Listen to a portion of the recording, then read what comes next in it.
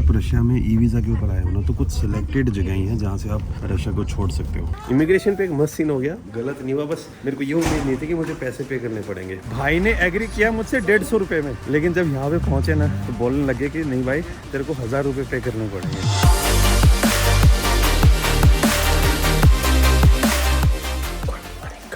और स्वागत आपका एक और नई वीडियो में। लोग सो रहे हैं ना अभी, इसलिए थोड़ा धीरे बोल रहा हूँ। टाइम हो चुका है भाई, तैयारियाँ स्टार्ट कर रहा हूँ। अभी सबसे पहले ब्रश करनी है, मैं ब्रश में बाद में करूँगा खाना खा के। और बैग सारे रेडी हैं, ब्रेकफास्ट तैयार हो चुका है। 3 ओट्स के पैकेट है। रशिया में ना छोटे छोटे सेशन मिल जाते हैं ओट्स के, मिनी पैकेट्स बोलते हैं उनको, और 20 रुपये का एक पैकेट आता है। इनके अंदर हम जो फ्रूट्स होते हैं ना उनको ड्राई अप करके छोटे छोटे पार्टिकल से बना रखे होते हैं, फ्रूट चंक्स टाइप में, तो अच्छा फ्लेवर भी आता है। और ये मार्केट से दूध लेके आया था मैं, 60-70 रुपीज़ लीटर। 10-15 मिनट में खाना हो जाएगा मेरा। मुझे ना 7 बजे बस स्टैंड पे पहुंचना है, बस कैसे न कैसे करके। मेरे पास अभी 40 मिनट है, 5-10 मिनट में पहुंच जाऊँगा, ज़्यादा दूर नहीं है यहाँ से।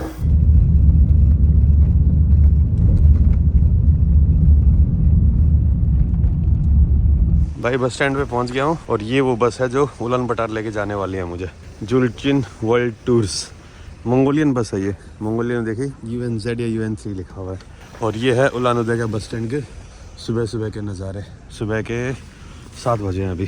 बस के अंदर मैंने सामान रख दिया है। मंगोलिया के लिए जो टिकट काउंटर है ना, वो जो बस स्टैंड है इसकी मेन बिल्डिंग के अंदर है। अंदर जाते आपको पूछ लेना है कि भाई मंगोलिया की टिकट कहाँ से मिलती है। इस टिकट के लिए मैंने पे किए थे 3000 rouble from Ulan Ude to Ulan Bator. अगर आपको सिर्फ मंगोलिया के अंदर एंट्री करनी है तो मंगोलिया की जो सबसे पहले सिटी पड़ती है सुखबतार, और एक और सिटी है, वहाँ के लिए आपको टिकट और सस्ते में मिल जाएगी, शायद 2000 रूबल में भी। लेकिन मैं डायरेक्टली यार उलान बटार कैपिटल में जा रहा हूँ, क्योंकि मेरे को मंगोलिया का इस साइड वाला एरिया एक्सप्लोर नहीं करना। मेरे को गोबी डेजर्ट की तरफ जाना है, जो मैं पिछली बार थोड़ा बहुत एक्सप्लोर किया था मैंने, लेकिन अब की बार मेरे को विंटर में भी देखना, जो यहाँ के नोमैड्स है ना उनसे मिलना है मुझे। तो इसीलिए मैं सीधा उलान बटार जा रहा हूँ। मेरे को मंगोलिया की जो पाइन ट्री जोन में इंटरेस्टेड नहीं है, वो मैंने रशिया में बहुत ज़्यादा देख ली है।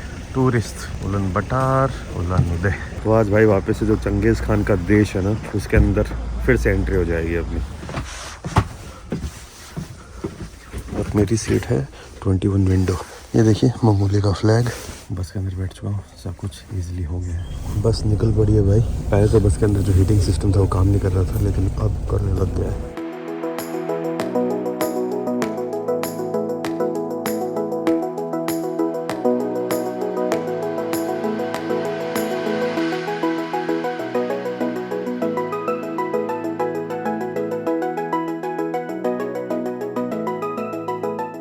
भाई जो बस है वो उलान उदे से रशिया और मंगोलिया की बॉर्डर पर पहुंच चुकी है। अभी हम रशिया वाली साइड पे हैं। पहले इमिग्रेशन होगा हमारा रशिया में, और उसके बाद इमिग्रेशन होगा मंगोलिया में। भाई ये आ गई है रशिया के टाउन ख्यागत, और यहीं पे है बॉर्डर। रशिया की साइड से ख्यागत पड़ती है, मंगोलिया साइड से भी पता नहीं है कि कौन से टाउन है।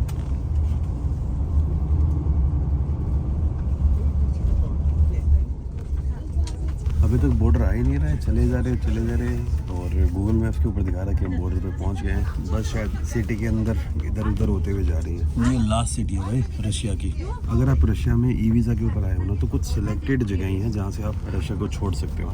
ऐसा नहीं है कि हर इंटरनेशनल बॉर्डर से, भाई लैंड बॉर्डर हो या फिर हर इंटरनेशनल एयरपोर्ट से आप रशिया से बाहर चले जाओगे, नहीं। तो जब भी आप ई वीज़ा पे रशिया में आओ, इस चीज़ को ज़रूर ध्यान रखना कि आपको एग्ज़िट कहाँ से करना है, क्योंकि स्पेसिफाइड पॉइंट्स हैं फॉर एंट्री एंड एग्ज़िट। जो गाड़ी वाले भाई साहब हैं, इन्होंने रशिया से गाड़ी के अंदर डीजल भरा है अच्छा खासा, क्योंकि शायद मंगोलिया में जो पेट्रोल या डीजल है उतना सस्ता नहीं है एज़ कम्पेयर टू रशिया। तो गाड़ी को एकदम फुल कर लिया इन्होंने। कुछ लोग थे उन्होंने भी डीजल थोड़ा थोड़ा खरीदा है, तो बस के अंदर रख दिया। और अब हम जो मेन बॉर्डर है वहाँ पे पहुँचने वाले हैं। ये देखिए भाई, ये गाड़ियों की लाइन लगी हुई है, ट्रकों की लाइन लगी हुई है। अब हम फाइनली कॉरिडोर और जो जगह हैं जहाँ से हमारा इमिग्रेशन होगा वहाँ पहुँच चुके हैं। भाई अभी हम यहाँ पे क्या कर रहे हैं, सामान जितना भी आपका सामान है वो जो इमिग्रेशन बिल्डिंग है उसके अंदर लेके जाएंगे, इमिग्रेशन क्लियर करेंगे और फिर वापस से बस के अंदर आएंगे। सारा सामान लेके जाना है, वरना अगर कोई सामान पीछे छूट गया तो जो रशियन अथॉरिटीज़ हैं वो रख लेंगे, क्योंकि वो कस्टम क्लियर नहीं होगा। तो एक बार इमिग्रेशन क्लियर करके फिर आप लोगों से मिलता हूँ। तो भाइयों जो मेरा रशिया वाला इमिग्रेशन तो क्लियर हो चुका है। वैसे जो मेरा वीज़ा था ना, मैं ई वीज़ा पे आया था रशिया में, और ई वीज़ा मेरा आज ही एक्सपायर हो रहा था। वो देख रहे हो भाई, वो रह गया रशिया पीछे और अब मंगोलिया के अंदर अपनी एंट्री हो चुकी है।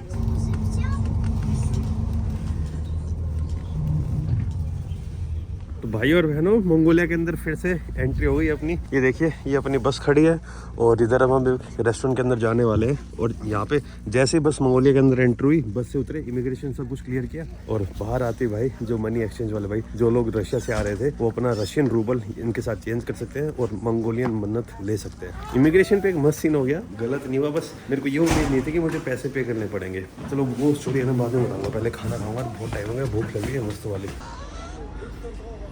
रशिया से मंगोलिया आती है ना, जो इंफ्रास्ट्रक्चर है और जो रोड्स हैं, उन सब की जो हालत है वो एकदम थोड़ी अलग है। जो डिफरेंस है ना आपको क्लियरली शो हो जाएगा रशिया और मंगोलिया के अंदर। ठंड बराबर है, ठंड में कोई ज़्यादा डिफरेंस नहीं है, वो सेम एरिया उधर है, सेम एरिया इधर है। इमिग्रेशन पे क्या पंगा हुआ कि मुझे लग रहा था कि अपने इंडियंस के लिए वीज़ा ऑन अराइवल जो है वो फ्री हो चुका है। वैसे इंडियंस के लिए वीज़ा फ्री था मंगोलिया का काफ़ी टाइम से, लेकिन अगर आपको एक्सप्रेस वीज़ा चाहिए होता था ना तो लगभग $30 to $35 के आसपास लग जाते थे। क्योंकि जब मैंने पहली बार मंगोलिया का वीज़ा लिया था 2019 में, तब भी एम्बेसी वाले बोले अगर आपको 3-4 दिन बाद वीज़ा चाहिए तो आपको फ्री मिल जाएगा, अगर आपको हाथों हाथ चाहिए तो आपके पैसे लगेंगे। उस टाइम मैंने नवंकुर के साथ लिया था। मैंने नवंकुर ने सोचा हाथों हाथ ही ले लेते हैं यार, बार बार कौन आएगा, उतना खर्चा लग जाएगा एम्बेसी पहुंचने का, आने का। तो हमने हाथों हाथ ही ले लिया था। और रिसेंटली ना मंगोलिया ने ई वीज़ा लॉन्च कर दिया था इंडियंस के लिए। उस ई वीज़ा की कॉस्ट है $5। लेकिन मेरे मन में था नहीं यार, वापस से जो मंगोलिया का स्टिकर वीज़ा है ना वो लूंगा मैं। जैसी कंट्री में अराइवल होगा ना उस टाइम पे मुझे वो वीज़ा मिल जाएगा और ज़्यादा मुझे पे नहीं करना पड़ेगा, वही $5-10 जो प्रोसेसिंग फीस होती है। लेकिन यहाँ आने के बाद पता चलता है कि अगर आपको स्टिकर वीज़ा चाहिए और अगर आप वीज़ा ऑन अराइवल ले रहे हो तो आपको थोड़ा ज़्यादा पे करना पड़ता है।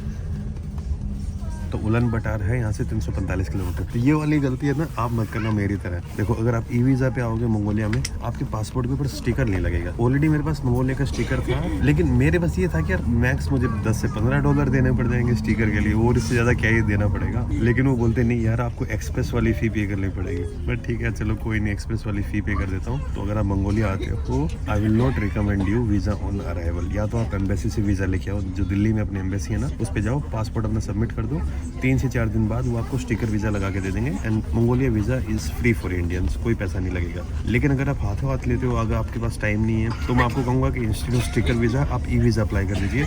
उसमें सिर्फ $5 की प्रोसेसिंग फीस लगती है। और अगर भाई आप ई वीज़ा भी अप्लाई करना भूल गए हो, सारी चीज़ें हथकंडे ख़त्म हो चुके हैं, तो फिर आपको मेरी तरह $35 पे करने पड़ेंगे और आपको मंगोलिया का वीज़ा मिल जाएगा। कोई दिक्कत नहीं हुई, सब आसानी से हो गया। बस मुझे ये नहीं बताता कि मेरे $35 लग जाएंगे। उनके पास है ना डॉलर का एक्सचेंज भी नहीं था। जो अपने इंडो ट्रैकर भाई नहीं है कैलाश भाई ने मुझे कुछ मंगोलियन करेंसी दी थी 1 लाख के आसपास, जो लगभग होती है $25 से $30 के आसपास।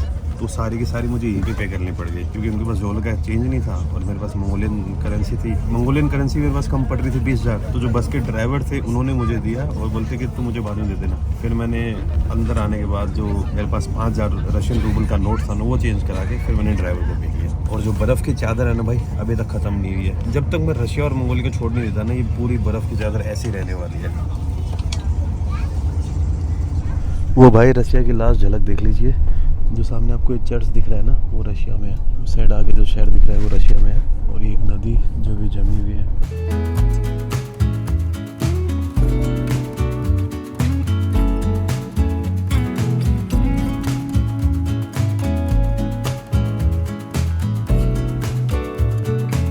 भाई मैं तो सो रहा था और अभी नींद खुली तो भैया हम पहुंच गए उलन बटार। सही टाइम पे पहुंचा दिया यार। तो भाई उलन बटार पहुंच चुका हूँ मैं। यहाँ पहुंच के पहले मैंने खाया खाना, क्योंकि बस रास्ते में रुक नहीं रही थी और मैं फिर सो गया था। मुझे पता ही नहीं चला कि उलन बटार पहुंच गए। भाई जब बस स्टैंड के लिए टर्न है तो भाई साहब ने पूरी गाड़ी को यू टर्न किया और एकदम से मैं फोन में कि क्या हो गया, तब पता चला अरे उलन बटार पहुंच चुका हूँ मैं। उलन बटार के अभी जो आउटर स्कर्ट्स है ना उसमें हूँ मैं, यहीं पे इनका बस स्टैंड। यहाँ से मुझे टैक्सी पकड़ के जो मेरा गेस्ट हाउस है वहाँ तक जाना पड़ेगा। और अभी एक टैक्सी वाले भाई रुके हुए हैं, उनसे मैं बात करता हूँ कि एग्जैक्टली कितने रुपये लेंगे। जो गेस्ट हाउस है वो यहाँ से 7 किलोमीटर है। अपने इंडिया का 1 रुपया यहाँ यहाँ के शायद 25 MNT के बराबर है, मंगोलियन तुगरिक के बराबर। एग्जैक्ट मैं आपको होटल या हॉस्टल में पहुँच के बता दूंगा, मेरे को यार याद नहीं आ रहा, मेरे पास इंटरनेट नहीं है अभी। यहाँ पे किसी से मांगा था उधार मैंने इंटरनेट, कल जाके मैं सिम कार्ड लूँगा। भाई यहाँ भी अच्छा खासा ट्रैफिक जाम लग रहा है, और ये टैक्सी वाले अंकल मस्ती हैं, इन्होंने मुझे थोड़ा कम प्राइस बोला है, पर मेरे को लग रहा है कि जब मैं उतरूंगा तो मुझसे थोड़े ज़्यादा मांगने वाले हैं।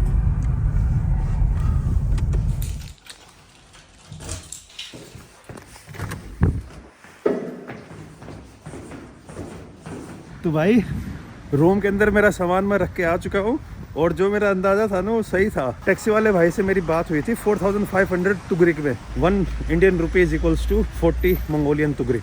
जब मेरी बात हुई थी भाई ने एग्री किया मुझसे 150 रुपए में। 30 to 35 मिनट्स लग रहे थे बस स्टैंड से यहाँ तक। इवन तो रोड 7 किलोमीटर का है, लेकिन लंबा बहुत है, ट्रैफिक जैम बहुत लगता है। ये देखिए अभी भी लगा हुआ है। सिटी के अंदर जाने वाले में ट्रैफिक जैम है, और इससे बाहर जाने वाला खाली सही है। मुझे कंफर्म लग रहा था कि इतने सस्ते में तो मानने वाला नहीं है, भाई ने बोलने में कुछ गड़बड़ की है या फिर मेरे को समझ में नहीं आया ढंग से। मैंने बार बार दिखाया कि इतना इतना, बोलता हाँ हाँ हाँ ठीक है कोई बात नहीं। लेकिन जब यहाँ पे पहुंचे ना तो बोलने लगे कि नहीं भाई तेरे को 1000 रुपये पे करने पड़ेंगे, 150 से सीधा 1000। मैं भाई यार इतने की तो बात ही नहीं हुई थी, बात की आपने 150 या 200 की, और आप मांग रहे हो 4 से 5 गुना। फिर कैसे न कैसे करके मैंने भाई साहब को दिए 880 रुपये। रीजनेबल है, कोई दिक्कत नहीं यार, क्योंकि ठंड में है ना भाई, ठंड आपको लग नहीं रही है, लेकिन अभी भी बाहर का टेम्परेचर -15 से -20 के आसपास है। और ये देखिए उलन बटार में जो बाहर का माहौल ऐसा है अभी। एक अच्छी बात है खांसी कम हो गई है। चलो ठीक है, जो भी उस टैक्सी वाले भाई के साथ हुआ, बाद में हम दोनों ही हंसने लग गए थे। उसको भी लगा कि मैंने थोड़े ज़्यादा मांग लिए हैं, और मुझे भी लगा कि मैंने भाई स्टूपिडिटी दिखाई है यहाँ पे। इतना एक्सपीरियंस ट्रैवलर होने के बाद भी इस टाइप की यार हरकतें करते हैं, हर कोई करता है, चाहे आप कितने ही बड़े हो जाओ, कितने एक्सपीरियंस ले लो, गलतियाँ आप करते ही रहोगे। तो मंगोलिया के अंदर पहुँच चुका हूँ। पिछली बार जब आया था मंगोलिया में तब थी भूषण गर्मी, अब की बात है मस्त वाली ठंड, -15 से 20। जहाँ पे मुझे जाना है साउथ गोबी डेजर्ट की तरफ, नोमैड्स के पास। वहाँ पे उतनी ठंड नहीं होगी जितनी यहाँ पे है, यहाँ से 10 डिग्री और कम मान लीजिए। तो -10 से लेके -5 के बीच में टेम्परेचर रहने वाला है। तो जो मोटे वाले कपड़े हैं आई थिंक मुझे मंगोलिया के अंदर उनकी जरूरत नहीं पड़ने वाली। वैसे मंगोलिया से मुझे वापस रशिया जाना पड़ेगा, लेकिन 4 दिन के लिए जाऊँगा मैं, क्योंकि मंगोलिया लैंडलॉक कंट्री है बिटवीन चाइना एंड रशिया, और किसी कंट्री में आप नहीं जा सकते। और यहाँ से जो फ्लाइट है ना वो भी बहुत एक्सपेंसिव है। अब यार रात के 10 बजे में, तो एक बार मैं कॉफ़ी वॉफ़ी और एक हॉट डॉग खाने आया हूँ। अभी जस्ट भाई जो रेडी टू ईट नूडल्स थे ना, रेडी टू ईट क्या, वो अपने कप में नूडल्स नहीं आते जिनके अंदर गर्म पानी मिलाया वो एकदम तैयार हो जाते हैं खाने के लिए, वो खाए हैं। और एक ये फ्यूज टी, ये पी। गंदगी देखिए भाई यहाँ कितनी ज़्यादा है, और ये सेम गंदगी है मुझे बस स्टैंड के ऊपर भी दिखती। मुझे समझ नहीं आ रहा कि यार यहाँ पे एंट्री के टाइम पे कुछ ऐसा लगा नहीं रखा गया जिसके कारण लोगों के जो पैर गंदे होते हैं वो अंदर ना आए। जहाँ पे भी जाओगे ना, गर्मियों में ऐसा सीन नहीं था, लेकिन अभी मेरे को आए हुए 3-4 घंटे में है यहाँ पे, और हर जगह मुझे इसी टाइप की गंदगी दिख रही है। इस चेन का नाम है नाइस टू सी यू। यहाँ पे सॉसेज वॉसेज मिल जाते हैं, छोटे मोटे ग्रोसरी का सामान मिल जाता है। ये गर्म पानी है, इसके अंदर आप वो डाल सकते हो। ये देखिए मिनी सुपरमार्केट। ये भाई चले हम उलन बटार, द कैपिटल ऑफ मंगोलिया। वैसे मंगोलिया की कैपिटल के बारे में एक इंटरेस्टिंग बात और है। सबसे पहली बात तो कि ये दुनिया की सबसे ठंडी कैपिटल है, वर्ल्ड्स कोल्डेस्ट कैपिटल में आपका स्वागत है। और दूसरा, मंगोलिया की पॉपुलेशन है लगभग 3.5 मिलियन के आसपास, जिसमें से 1.5 से लेकर 2 मिलियन के आसपास जो लोग हैं मंगोलिया में, वो उलन बटार में ही रहते हैं। देश की आधी पॉपुलेशन देश की कैपिटल में रहती है। तो आप सोच सकते हो कि मंगोलिया के अंदर जो बाकी जगह पर आपको पॉपुलेशन डेंसिटी मिलेगी ना, वो कितनी कम है, बहुत कम। बाकी जगह में यार लोग ढूंढने पड़ते हैं ऐसे कि भाई दिख जा। और खास करके गोबी डेजर्ट वाला एरिया तो और ही ज़्यादा एक्सट्रीम में खालीपन सा है। पिछली बार मैं पूरा एक्सप्लोर नहीं कर पाया था क्योंकि उस टाइम मेरे पास और शुभम के पास उतना टाइम नहीं था। अब की बार मैं सिर्फ और सिर्फ गोबी डेजर्ट वाले एरिया में ही जा रहा हूँ। जो बाकी मंगोलिया का पार्ट है उसको एक्सप्लोर नहीं करूँगा।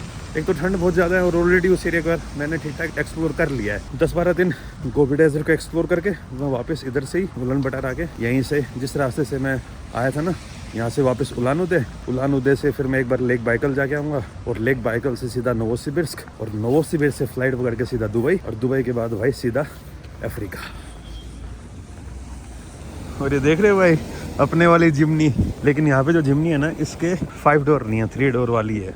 मारुति वालों में मेरे को बहुत बड़ा गुस्सा आ रहा है। लास्ट ईयर वैसे ही अच्छा नहीं था मेरे लिए, और दूसरा जिमनी ली 16 लाख की, और अब आपको पता है जिमनी का क्या प्राइस हो गया है, 2 लाख रुपए कम कर दिए उन्होंने। हाँ, इवन दो ऐसे बस वो शो कर रहे हैं उन्होंने नया मॉडल लॉन्च कर दिया है, लेकिन सबसे वाहियात कंपनी है इंडिया की, मारुति सुजुकी, जो कस्टमर के साथ ऐसा खेलती है भाई कि क्या ही बताऊं। पर एक हिसाब से पहले मुझे पता था कि ये मॉडल फ्लॉप होना है, मेरे को ऐसे गाड़ी ठीक लगी, ले ली। लेकिन 2 लाख तो मुझे भी पहले महंगी लग रही थी। अगर मैं थोड़ा वेट कर लेता ना, अब लेता तो 2 लाख रुपए बच जाते हैं मेरे। बेफालतू में दिमाग में माहौल बना के पता नहीं क्या क्या कर दिया है मैंने पिछले साल। कोई नहीं, जो हो गया सो हो गया, अब क्या ही कर सकते हैं यार। ये देखिए क्रिसमस का माहौल यहाँ पे अभी फुल सेट है। आज है 27 तारीख। न्यू ईयर तक मैं सोच रहा हूँ उलन बटार में रह जाऊँ यार, थोड़ी न्यू ईयर के सेलिब्रेशन और जो फायरवर्क्स होता है वो देख के फिर निकल जाऊँ यहाँ से। बस भाइयों, रूम में वापस आ गया हूँ। जो ये गर्म कपड़े सब टांग दिए मैंने, और अब है मेरे सोने का टाइम। यहीं पे खत्म करते हैं अपने रशिया वाली सीरीज को। और इस सीरीज में जितने भी लोग इन्वॉल्व हुए, फिर चाहे वो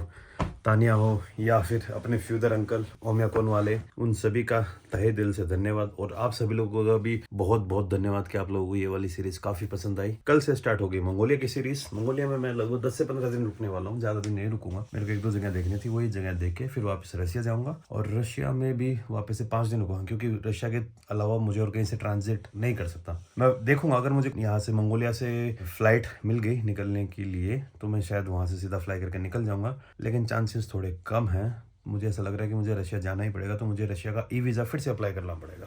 तो यही है भाई अभी तो बस भाइयों, इस वीडियो में इतना ही। उम्मीद करता हूँ ये वीडियो आप लोगों को पसंद आई होगी। मिलता हूँ आपसे नेक्स्ट वीडियो में, तब तक खुश रहिए, आबाद रहिए, keep travelling and keep enjoying your life.